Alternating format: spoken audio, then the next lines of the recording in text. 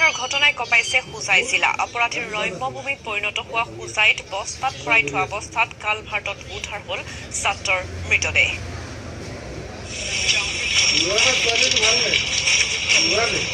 এটা বস্তাত কিশোৰৰ মৃতদেহ। ৮ বছৰীয়া আৰমানৰ মৃতদেহ ভৰাই পেলাই থৈ গ'ল কালভাৰ্টৰ তলত। হোজাই মোৰঝাৰৰ অক্সেক মিকিৰ গাঁৱত লাগিছে হোৱা-দোৱা। মঙলবাৰৰ পৰা ১ নং উত্তৰ চামৰলি মছজিদত চলি থকা ৱাজ মেহফিলৰ পৰা নিৰুদ্দেশ হৈছিল একেখন গাঁৱৰ জাকিৰ হুছেইনৰ ৮ বছৰীয়া পুত্ৰ আৰমান মালিক।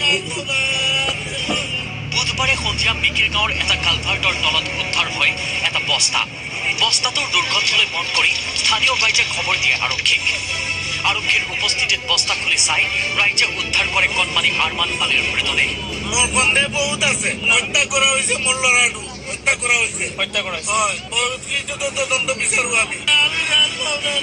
কিন্তু কোনে অপহৰণ কৰিছিল শিশুটিক? কোনে নৃশংসভাৱে হত্যা কৰি মৃতদেহ বস্তাৰ ভিতৰত পেলাই থৈ গ'ল? সেয়া সাঁথৰ হৈ পৰিছে অঞ্চলটোত।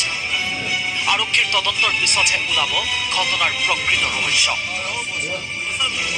দমকাৰ পৰা Abdul Hakim, news 8 Assam north east.